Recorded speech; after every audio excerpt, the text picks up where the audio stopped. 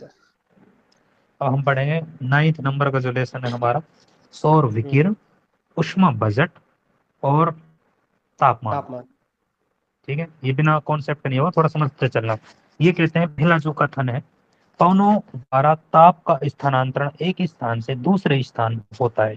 पवनों द्वारा ताप का जो स्थानांतरण वो एक स्थान से दूसरे स्थान पर होता है या नहीं होता है? बिल्कुल होता है। और हम आगे भी, मैंने आपको उस दिन बताया था, जो जब हम पढ़ रहे थे अधिशेष और निम्न शेष वाला, जो क्योंकि 40 डिग्री उत्तरी अक्षांश से 40 डिग्री दक्षिणी अक्षांश के बीच, यानी कि हम जो भूमध्य रेखा का आसपास है जो क्षेत्र, यहाँ पे अधिक सूर्य की किरणें आ जाती हैं। तो यहाँ का जो ताप है ना, वो थोड़ा सा ध्रुवों की तरफ, मतलब 40 डिग्री से हम उत्तर में, 40 डिग्री दक्षिण में, मतलब हम जाएंगे आगे ध्रुवों की तरफ, तो वहां ताप ले जाती है। पवने हैं, जलधाराएं हैं, कई माध्यम से जाता है। पवन की बात कर रहा है तो बात ये बिल्कुल सही है। सेकंड, इसका कारण पूछ रहा है कि मतलब इस बात है सही है या नहीं, क्योंकि पृथ्वी के अलग अलग भाग में ताप की मात्रा समान नहीं होती है। अगर ताप समान होता तो क्या ले जाती? वो नहीं ले जाती। इसी वजह से ये मुख्य कारण है इसका। स्थानांतरण क्यों हो रहा है? क्योंकि पृथ्वी पर जो तापमान है वो भिन्न भिन्न रूप में है। भाई यहाँ अधिशेष है, वहां निम्न शेष है, और अधिक से निम्न की तरफ जाएगा तापमान। बिल्कुल एग्जैक्ट इसका कारण है। इसके आंसर देख लेते हैं। हाँ, ए। इसमें कह रखा है कि व्याख्या भी कर रहा है, दोनों काम हो रहे हैं। जैसे हम मोटे मोटे देख रहे हैं भाई, सबसे पहले इसने कहा कि पवन द्वारा जो तापमान का स्थानांतरण हो रहा है, ठीक है, एक जगह से दूसरे स्थान पर। क्यों हो रहा है? क्योंकि इसका जो मेन रीजन है कि भाई तापमान तभी हो सकता है जब वो कहीं ना कहीं तापमान में अंतर होना चाहिए। तो वही ताप की विभिन्न मात्राओं में समान नहीं है, हर मतलब अलग अलग जगह अलग अलग है। और जब समान नहीं होंगी तभी तापमान एक जगह से दूसरे स्थान जाएगा, और समान होगा तो क्यों जाएगा? ये चीज है सर। इसके बारे में व्याख्या कह रखी है कि पृथ्वी के अलग अलग भाग में प्राप्त होने वाली जो प्रताप की मात्रा है वो समान नहीं है।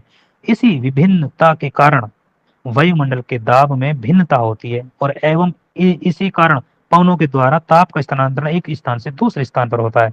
मैं अभी भी कह रहा हूं, जब हम कभी जलधाराओं को पढ़ेंगे, ये फैक्ट वहां भी काम करेगा, जलधाराएं भी काम करती हैं। करेगा क्योंकि करेगा करेगा आप, हाँ जी सर, जैसा एक उदाहरण हम नॉर्मल देखते हैं, नॉर्वे के पास बर्फ जमती रहती है, वहां के जो बंदरगाह है वो बर्फ से जमे रहने चाहिए, लेकिन वो वर्ष पर खुले रहते हैं। क्यों? क्योंकि वहां जलधाराएं, गर्म जो जलधारा वहां तक पहुंच जाती हैं, तो वहां ताप बढ़ा देती हैं। इसका मतलब ये है कि वहां बर्फ को पिघला दिया, और बर्फ को पिघला दिया तो वहां की बर्फ जो बंदरगाह है उनके लिए वो जो पानी है वो पर्याप्त मात्रा में हो जाता है, तो वो काम आसान हो जाता है। जी सर। अब हम पढ़ते हैं क्वेश्चन नंबर 2। ये कहता है कि उपसौर, उपसौर का मतलब पृथ्वी और सूरज जो है पास में है इस टाइम। अपसौर में दूर रहते हैं, उपसौर में ये दोनों नजदीक रहते हैं। ये कहते हैं कि उपसौर की स्थिति में पृथ्वी को अपसौर की अपेक्षा अधिक सूर्य लाभ प्राप्त होता है। अब हमें एक चीज देखनी है, उपसौर में नजदीक है या दूर है, पहले तो ये देखना है। भाई नजदीक है, और नजदीक होगा तो सूर्य की प्राप्ति ज्यादा होगी, बिल्कुल सही बात है। लेकिन ये बात क्या कह रहा है? उपसौर की स्थिति में मतलब जब सूरज पृथ्वी से नजदीक है उस टाइम की, और अपसौर मतलब जब दूर है, दूर की अपेक्षा अधिक सूर्य की प्राप्ति होगी। भाई बिल्कुल होगी। हम ये बात कह रहे हैं कि जब उपसौर होगा ना तो अधिक प्राप्ति होगी, ये कहना चाह रहा है। पहली वाली बात बिल्कुल सही है कि उपसौर की स्थिति में जो पृथ्वी के पास सूरज की जो किरणें हैं अधिक पहुंचेंगी जितना नजदीक होगा। अब वो बात अलग है कि भाई किसी गोलार्ध में उससे मतलब नहीं, हम पृथ्वी की बात चल रही है अभी हमारी। पहली बात बिल्कुल सही है। दूसरी बात क्या कह रहा है? ये कह रहा है अपसौर और उपसौर की स्थिति में सूर्यता की भिन्नता के कारण पृथ्वी के दैनिक मौसम पर व्यापक प्रभाव व्यापक पड़ता प्रभाव है। किसकी बात कर रहा है? अपसौर उपसौर उपसौर। और और अपसौर उपसौर दैनिक का नहीं होता सर, वार्षिक होता है। क्योंकि साल वार्षिक में, होता है। मतलब आपको पता है ना कब होता है? दो डेट है हमारे सामने, जनवरी और तीन जुलाई। जन 3 जनवरी और भाई 4 जुलाई। हाँ जी सर, ये पूरा साल का प्रोसेस है ना कि दैनिक का। हम्म, तो ये गलत है बात, तो दैनिक मौसम पे क्या प्रभाव गलत। डालेगा? ये तो गलत बात है। अब देखते हैं इसका आंसर। ठीक है बिल्कुल। तो इसका मतलब ये कि पहला ही आंसर राइट है, दूसरा गलत है। गलत क्यों है? मैं तो ये मानता हूं कि आज आप आंसर देख लोगे और आपको लगेगा कि ये लाइन गलत है, लेकिन आप ये देखो गलत क्यों है। जब आप समझ जाओगे कि हाँ हम्म, गलत इसलिए है, इसलिए हम सही है, क्योंकि हमें एग्जाम में नहीं दिखेंगी ये चीजें। आप यहाँ तो मान लो कोई अगर बच्चा इसे देख भी लेगा तो उसको कोई फर्क नहीं पड़ेगा, लेकिन हम हम्म, समझ सीख नहीं पाएंगे चीजों को। और गलती हमसे भी हो सकती है, आपसे भी हो सकती है। कोशिश करा करो कि आंसर ना देखें पहले। जी सर। अब ये व्याख्या क्या कर रहा है कि कथन पहले की बात कर रहा है सत्य है। क्यों सत्य है? क्योंकि पृथ्वी के पृष्ठ पर सूर्य से प्राप्त होने वाली ऊर्जा का अधिकतम अंश लघु तरंगों के रूप में आता है, और पृथ्वी को प्राप्त होने वाली जो ऊर्जा है उसका सूर्य तप कहते हैं। ठीक है, जो आपको इंग्लिश में कहते हैं इंसुलेशन। ठीक है।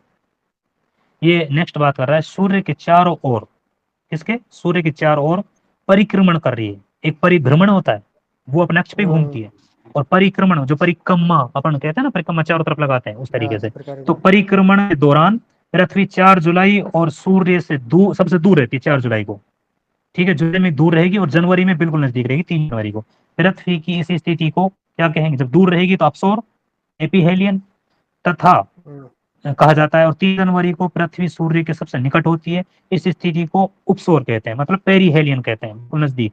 ऐसा ये पैरों में ज्वार पढ़ा है भाटा, अपने। जी सर। ये ज्वार भाटा में भी काम आते हैं सर आंकड़े। जी सर। जी सर। कहा जाता है। इसलिए पृथ्वी और उपसौर की स्थिति में जो उपसौर अपसौर की स्थिति उस सूर्य के माध्यम से होती है। ठीक है, अब आपने सर ज्वार भाटा की स्थिति बता दी, तो चंद्रमा और सूरज में, मतलब जब गुरुत्वाकर्षण की शक्ति जो ज्वार भाटा में काम करती है, चंद्रमा की ज्यादा होती है या सूरज की? और होती तो कितना चंद्रमा की गुना ज्यादा ज्यादा। होती है? हाँ चंद्रमा की ज्यादा होती है, पर ये नहीं कितना मुझे गुना? पता। 2.17। हाँ 2.7, 2.17 ठीक। मेरी सही है। जी सर। वो तो आपने बोल दिया ना, इसलिए मेरे थोड़ा सा माइंड में। ठीक है। अच्छा, ये आगे कह रहे हैं कथन दो सत्य है, क्यों? सूर्य तक की भिन्नता। अरे ये कहाँ पढ़ गया मैं? सही था कि मैं? ठीक, दो की चल रही ना व्याख्या।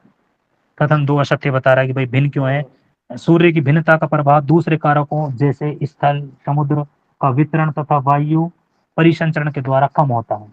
भाई स्थल और समुद्र का वितरण है जो वायुमंडल परिसंचरण में, इसका जो कम होता है। ठीक है, यही कारण है कि सूर्य ताप की यह भिन्नता पृथ्वी की सतह पर होने वाले प्रतिदिन मौसम में परिवर्तन नहीं इतना प्रभाव नहीं डालता। दैनिक में कौन सा डालेगा? जो हमारा रेगुलर का मतलब एक वही तापमान है, वैसा नॉर्मल जो चलता है वो डालेगा। अपसौर उपसौर नहीं डालेगा। अपसौर उपसौर एक साल की प्रक्रिया, पूरे साल की, क्योंकि एक साल में जैसे एक जनवरी में एक जुलाई में ये घटना 2 बार होती है अपसौर उपसौर की। ठीक है। क्वेश्चन नेक्स्ट 3 नंबर का हमारा, ये कहते हैं कि पृथ्वी की सतह पर सूर्य तप की जो तीव्रता की मात्रा में प्रतिदिन, हर मौसम और प्रति वर्ष परिवर्तन होता रहता है। दोबारा पढ़ेंगे इसको हम।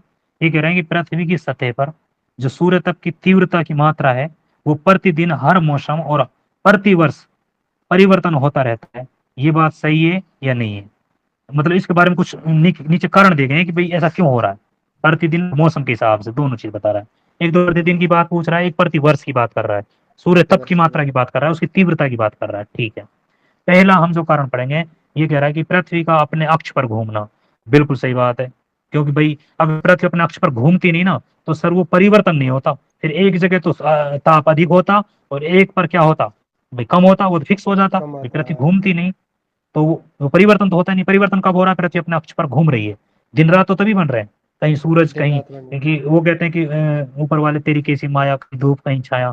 तो वो कंडीशन है कि भाई हम्म, जब जहां सूरज की किरणें पड़ रही है वो दिन है, वहां रात पीछे। ठीक है। नेक्स्ट कह रहा है कि सूर्य की किरणों का नति कोण ये काम करता है कि नहीं करता? इफेक्ट बिल्कुल करता है। जब हमने सर ये करता है कहा हाँ। 90 डिग्री का कोण कहाँ बनेगा? जहां पर सीधी किरणें जो सूरज की आ हम्म, रही हैं। तो और जहां पर ये तिरछी और जैसे दूर चली जाएंगी नति कोण कम होता चला जाएगा। तो आप समझो कि ये परिवर्तन आता है इस चीज को। ये बात भी सही है। दिन की अवधि, दिन की अवधि की बात करते हैं सर, बड़ा और छोटा दिन की अवधि पृथ्वी घूर्णन की हम्म, वजह से नहीं होता, परिक्रमण की वजह से होता है। जो और दूसरा कंडीशन ये कि अपने ये कक्षा तल में जो अक्ष को घूम झुकी हुई है ना, इसकी वजह से दिन और रात में अंतर होता है। दूसरा ये भी कारण होता है कि सूर्य उत्तरायण और दक्षिणायन होता है, वो पूरी साल की होता प्रक्रिया है। है, मतलब वो एक कंप्लीट प्रोसेस है। ठीक है। तो ये भी काम करता है, क्योंकि तापमान में सर ये कह रहा है कि दैनिक भी हो सकता है, वार्षिक भी होता है। दोनों में ये बिल्कुल हम्म, काम कर रहा है, कोई साल का कोई दिन का। ठीक है। चौथा नंबर कह रहा है वायुमंडल की पारदर्शिता। बिल्कुल इसको परिवर्तन करती ये है। तो अगर बहुत बड़े। पारदर्शिता जब आती है किरणें, जब तो वो उनके लिए क्या होती हैं? पारदर्शी होती हैं। और जब वापस जाती है तो उसके लिए अपारदर्शी होती हैं। कहीं ना कहीं काम करता है। हमारे दिन में गर्म होती है, वो गर्म हो जाता है, बिल्कुल ऐसे गर्मी होती है दिन में, रात में ठंड हो जाती है। ये दिन का दोनों ताप परिवर्तन बताने तो दोनों सही है। व्याख्या देख लेते हैं। हाँ बिल्कुल सही आंसर। उपयुक्त सभी। मैं तो ये मानता हूँ कि कोई भी दिन। क्वेश्चन को पढ़ो, उसका रीजन आपके पास होना चाहिए, क्यों तो गलत है, क्यों सही है। हम्म, तब लगा लो कि आपकी जो स्थिति है वो ठीक चलेगी 100%। सही है। गलत अब हो जितने हो जाए। ठीक है। व्याख्या में क्या कह रहा है? पृथ्वी की सतह पर सूर्य ताप की तीव्रता की मात्रा में प्रतिदिन और हर मौसम और प्रतिवर्ष परिवर्तन होता रहता है।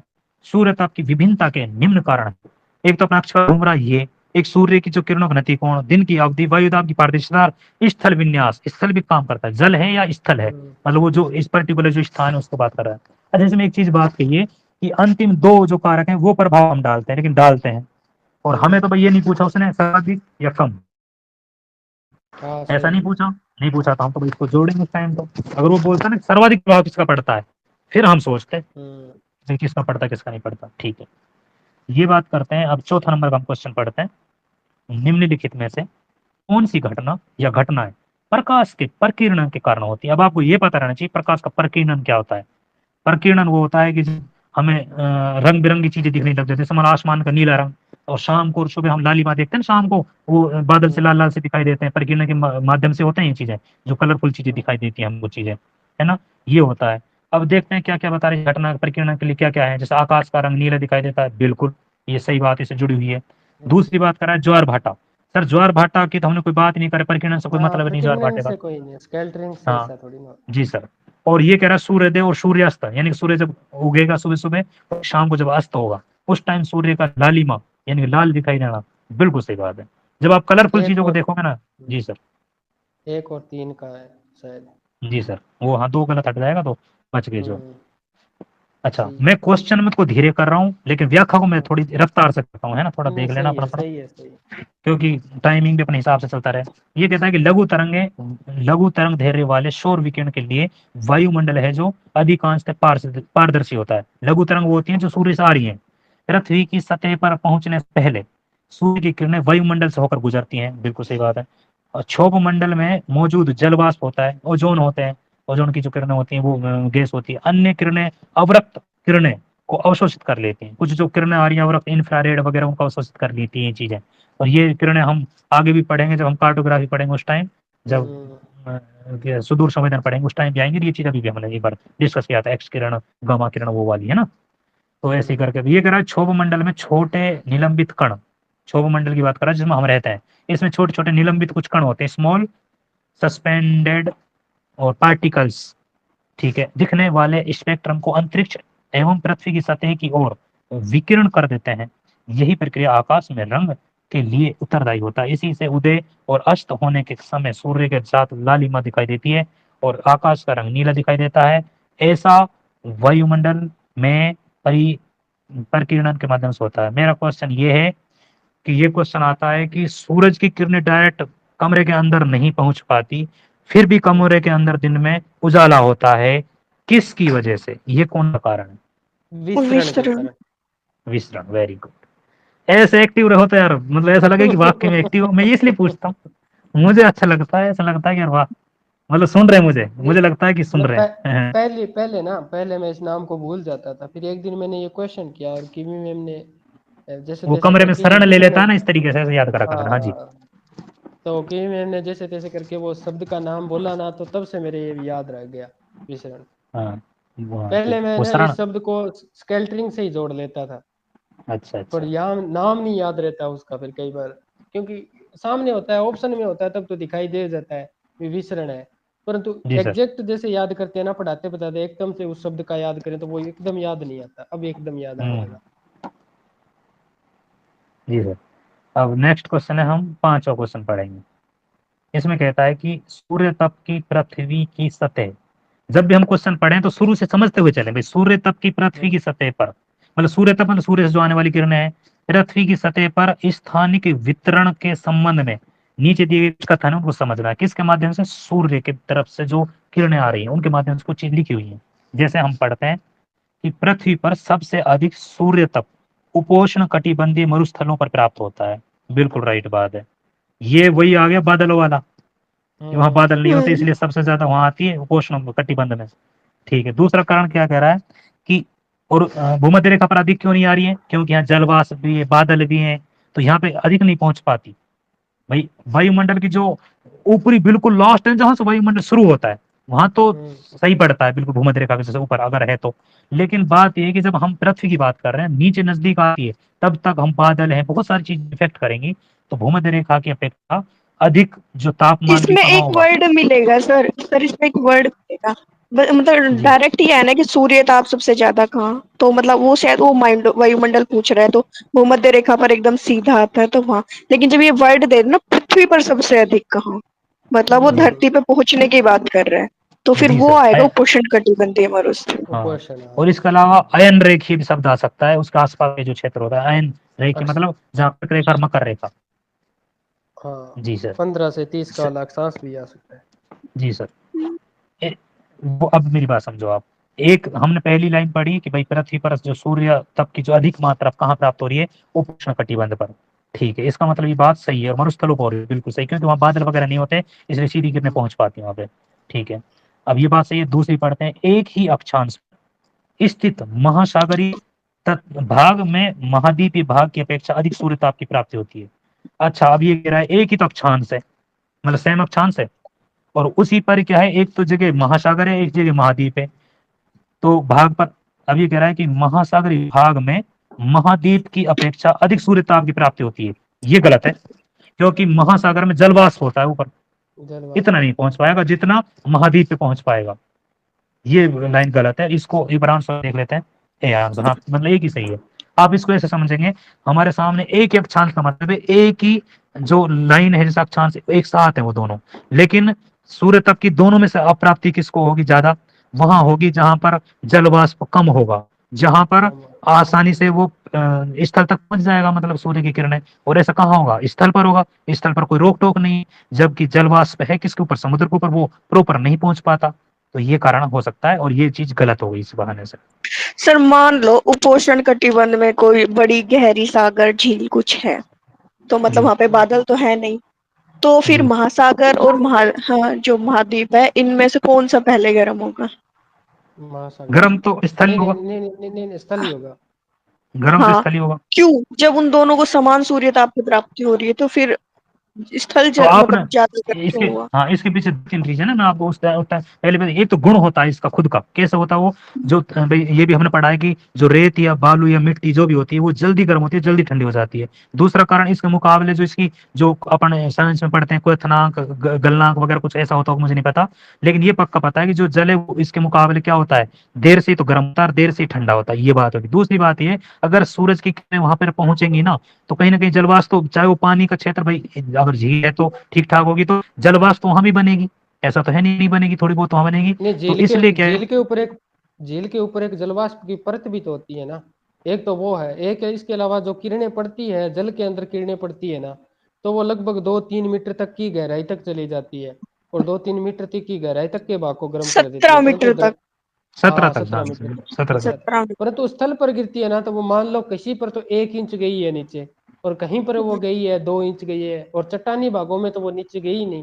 तो जहां भी पड़ी, पड़ते ही वो आको गर्म करना स्टार्ट कर दिया उसने। और हाँ, इसमें मिलजुल मुकाबले, के सर कई कारण जी है। सर। हाँ, और सर मिलजुल के। एक चीज ये भी कहते हैं फिर इसके बहाने से कि भाई जो सौर्य विकिरणों के लिए कौन सा, तो इन दोनों में से मतलब ऐसा है कि जो अवशोषण कर लेता है, यानी कि ज्यादा मतलब गहराई तक अवशोषण कर लेता है, या फिर पारदर्शी कुछ हद तक, तो वो जल है, क्योंकि उसमें अंदर तक चली जाती है किरणें, और जबकि पृथ्वी की जो अपने धरातल इस पे नहीं जाती है।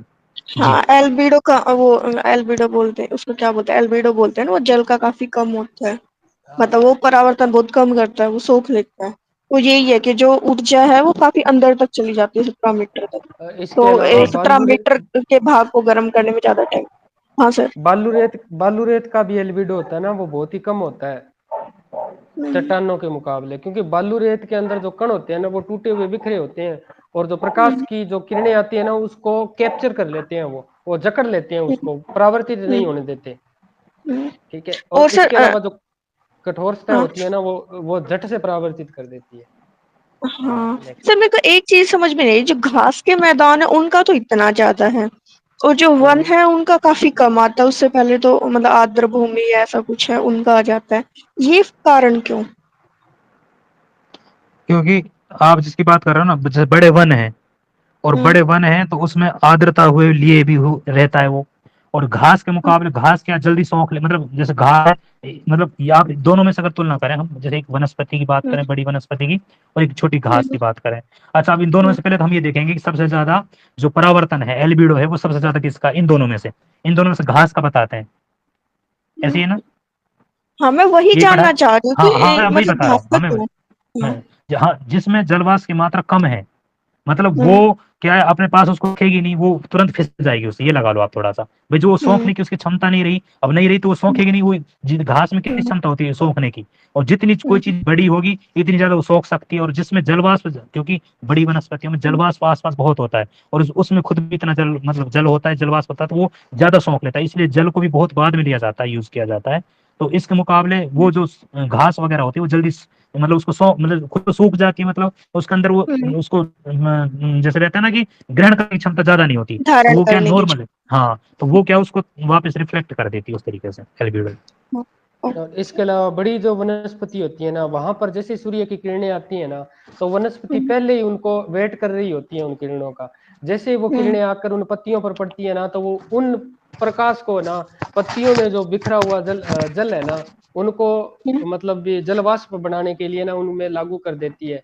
इस कारण से जो जलवाष्प होते हैं ना, वो संघनित होकर यानी कि ठंडे होंगे, ठंडे होकर वो नीचे संघनित हो गए। इस कारण से वृक्षों के नीचे है ना, वो हमेशा शीतलता पाई जाती है। जितनी ज्यादा गर्मी होगी ना, तो वृक्षों के नीचे शीतलता होगी, क्योंकि वो क्या है कि वृक्ष की पत्तियों ने और बड़ी वनस्पति ने क्या कर लिया, जितनी भी सूर्य की किरणें आई ना, उन किरणों को संघनन में और वहां की वनस्पति को और भाप बनाने में काम में ले लिया कि चलो आ तो गई हो, आप क्या काम करो, पत्तियों में जितना भी जल वगैरह है ना, उसको भाप बना दो। और जैसे ही वो भाप बनी है ना, तो भाप बनते ही वो ना ठंडा हो जाएगा वहां का मौसम, और वृक्ष के नीचे और वहां की घाटियों में ना शीतलता छा जाएगी। और घास से क्या बिल्कुल है, सही। घास को ज्यादा ऊर्जा मिल गई, तो उससे पहले ही वो झुलसने पर तैयार रहती है कि अरे बस करो बस करो, इतना मत करो, ये सारी झुलस जाएंगी। इस कारण वो रोक नहीं पाती है इतना मटेरियल को। और फिर इसके अलावा वो धरातल के बिल्कुल चिपकी हुई होती है, कितनी की मान लो 4 फुट मान लो, 5 फुट मान लो, फिर भी कितना का ये। पर कुछ तो वृक्ष होते हैं 70-70 मीटर वाले, 60-60 फुट वाले, 70-70-80-80 फुट वाले होते हैं, तो उनके मुकाबले इन घास का कोई उतना क्षेत्र नहीं, ठीक है इस सर, कारण से। थैंक अब हम क्वेश्चन 5 की व्याख्या हल्का सा पढ़ेंगे। भाई कथन जो पहला है वो सत्य है, दूसरा हमने गलत बता दिया। क्यों बताया? कथन सत्य है फर्स्ट वाला, धरातल पर प्राप्त सूर्य तप की मात्रा में उष्ण कटिबंध में 320 वाट प्रति वर्ग मीटर। ये क्वेश्चन डायरेक्ट फैक्ट के रूप में पूछा जा सकता है कि ध्रुवों पर तो कितना होता है और विषुवत रेखा उष्ण कटिबंध क्षेत्रों में कितना होता है। तो ये 320 वाट तो कहाँ पे होता है? प्रति वर्ग मीटर, एक वर्ग बना लेंगे मीटर का, ठीक है।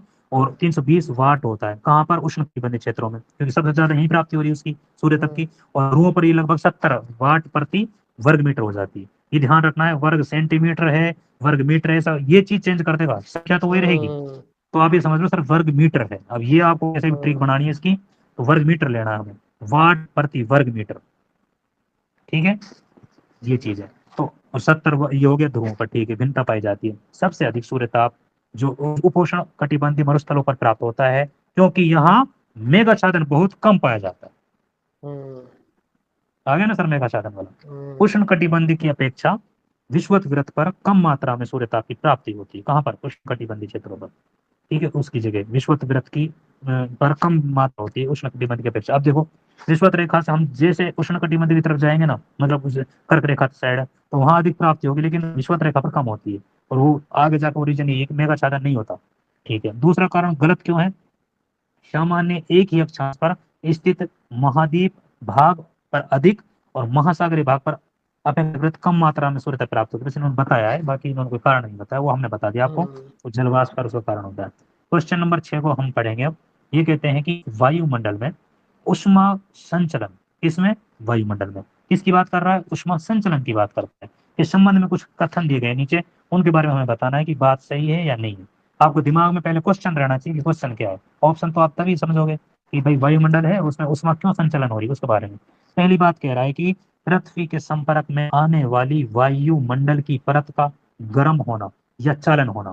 भाई उष्मा संचलन की बात मैंने उस दिन भी आपसे कहा था, परत दर परत, ये जो इसमें वायु संचलन नहीं करती, उष्मा का संचलन होता है परत दर परत, जिसको हम चालन कह रहे थे। ये बिल्कुल बात सही है, इसको और अच्छे व्याख्या करूं दोबारा में, बिल्कुल सही है। दूसरी कह रहा है वायुमंडल के लंबवत तापन की प्रक्रिया को संवहन कहा जाता है। लंबवत मतलब ऊपर, जैसे वायुमंडल में हवाएं भी गर्म होकर ऊपर जा रही थी ना, वो संवहन वाली, ये भी सही बात है।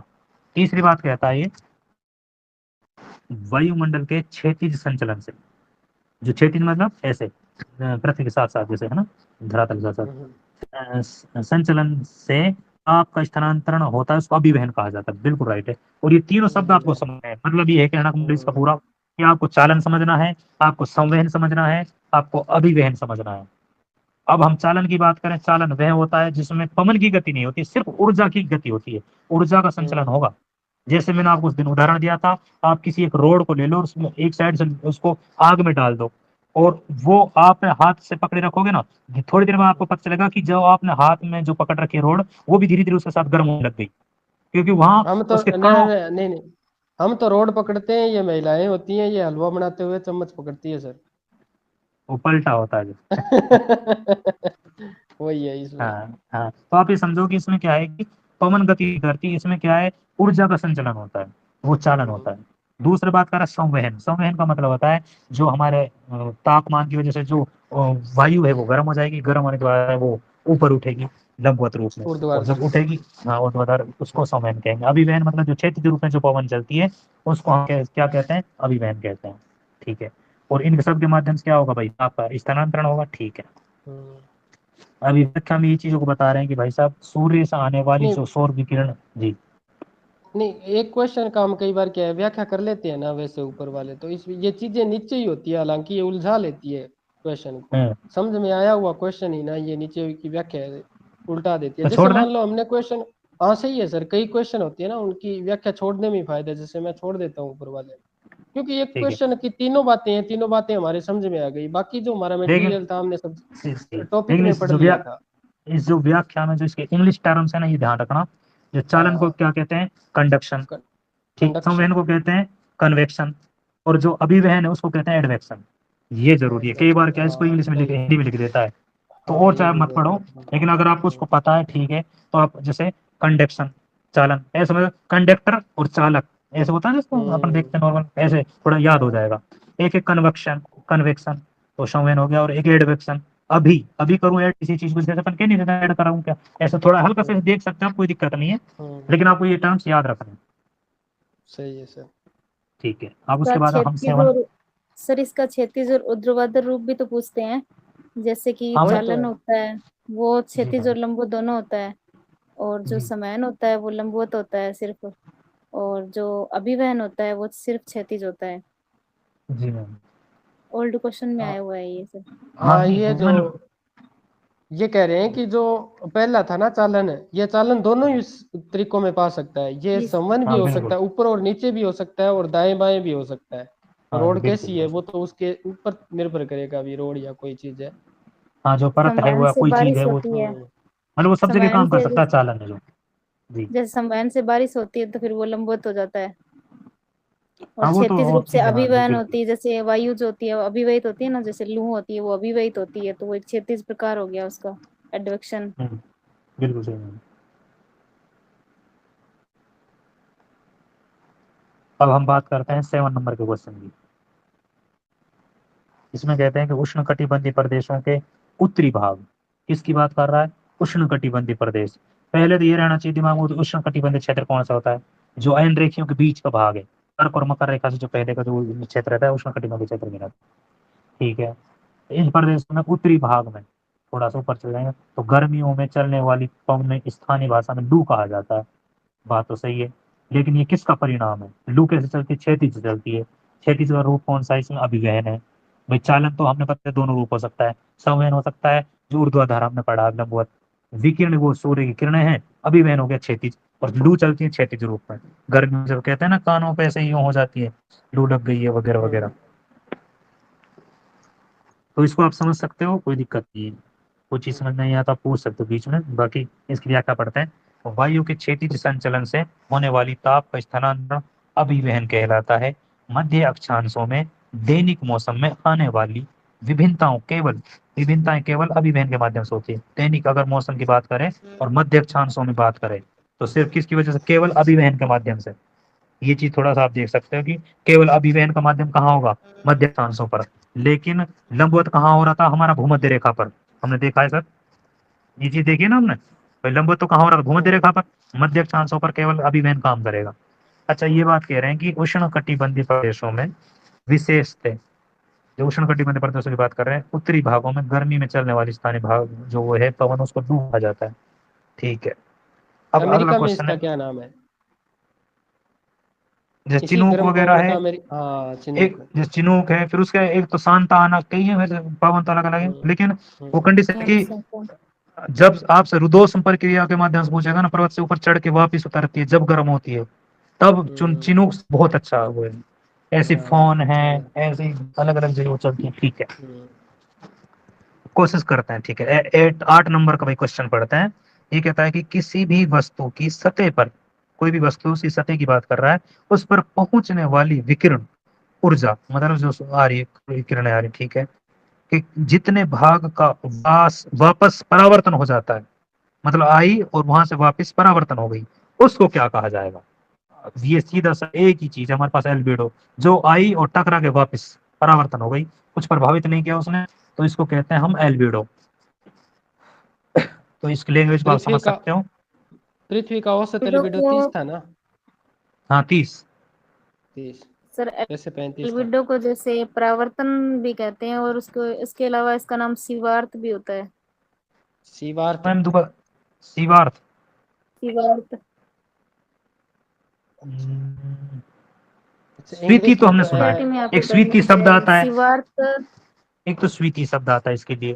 सर आरपीएससी में एक क्वेश्चन पूछा हुआ था, उसमें परावर्तन की जगह सीवार्थ लिखा हुआ था, फिर उसको इंग्लिश मैंने वर्जन देखा अगर आप तो देखोगे तो एनसीईआरटी एल्बिडो लिखा आएगा, लेकिन हाँ हाँ कुछ वो चीजें तो जो वर्ड होती है। हैं, हमें कई बार क्या होता है कि बहुत सारे से हिंदी वर्जन में क्या वो डायरेक्ट ट्रांसलेट होता है क्वेश्चन, है ना। लेकिन आप जब भी ऐसे क्वेश्चन में कभी दिक्कत आए, आपको नया शब्द लेकर आप इंग्लिश वर्जन देखना, उसमें एल्बिडो लिख रहा होगा, अगर आपके पास इंग्लिश उसका वर्जन होगा ना मैम, इंग्लिश वर्जन भी, तो 100% एल्बिडो लिख रहा होगा।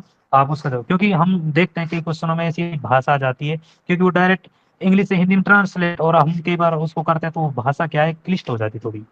लेकिन हाँ कई बार हो जाते हैं, आप सही कह रहे हो इस बात को ना, जैसे जैसे कई हम शब्द पढ़ रखे हैं, लेकिन हो सकता है कोई नया शब्द आपने देखा, अगर उसका इंग्लिश वर्जन कहीं दे रखा है तो एल्बिडो जरूर होगा 100%। ऐसे क्वेश्चन में आप ऐसे हेल्प ले सकते हो एल्बिडो में। जी मैम थैंक यू, आपने कुछ और इन्फॉर्मेशन दी, उसको और हम थोड़ा सा आगे देख लेंगे जी। 8 नंबर का क्वेश्चन चल रहा था, ये हमने पढ़ दिया है। 9th नंबर का क्वेश्चन है, समताप रेखाओं का दक्षिण गोलार्ध, समताप रेखाओं की बात कर रहा है और दक्षिणी गोलार्ध की बात कर रहा है। क्या कह रहा है कि दक्षिणी गोलार्ध की अपेक्षा उत्तरी गोलार्ध में अधिक विचलन होता है। बिल्कुल सही बात है, लेकिन इसका कारण क्या है भाई। ये तो बात सही है कि विचलन होता है, क्योंकि जो दक्षिणी भाग है उसमें सीधी रहती है, क्योंकि समुद्र पर एक जैसा तापमान रहता है, इस वजह से समताप रेखा सीधी रहती है, ठीक है। लेकिन कारण क्या है, अब कारण देखते हैं। पहला ऑप्शन है उत्तरी गोलार्ध में पवनों का प्रतिशत दक्षिणी गोलार्ध की अपेक्षा ज्यादा है, पवनों से ज्यादा प्रभाव नहीं पड़ता इस पे। दूसरी बात कर रहा है दक्षिणी गोलार्ध की अपेक्षा उत्तरी गोलार्ध में स्थलीय भाग अधिक है, बिल्कुल, क्योंकि अगर स्थलीय भाग अधिक है तो स्थलीय भाग जल्दी गर्म हो जाएगा, तापमान ज्यादा होगा, उसके मुकाबले जो जल क्षेत्र है उत्तरी गोलार्ध में, उस पर थोड़ा टाइम लगेगा, तो वो टेढ़ी मेढ़ी इसलिए हो जाती है वो लाइनें। तो ये अच्छा कारण है, लेकिन हमें अभी आंसर नहीं देना, और हम थोड़ा पढ़ सकते हैं, क्योंकि कई बार ऐसा होता है इससे भी बेस्ट और मिल जाता है कई बार, और हम क्या लालच के चक्कर में और पढ़ नहीं पाते। लेकिन 4 ऑप्शन को ये देखना है कि एलिमेंट करते हैं कि क्यों गलत है, क्या कंडीशन, वो भी देख रहे हैं ना। ठीक है, दक्षिणी गोलार्ध तापमान उत्तरी गोलार्ध की अपेक्षा अधिक होता है, दक्षिण गोलार्ध तापमान इतना नहीं होता जितना उत्तरी में, तो गलत है, ठीक है, इसका मतलब वो भी सही है।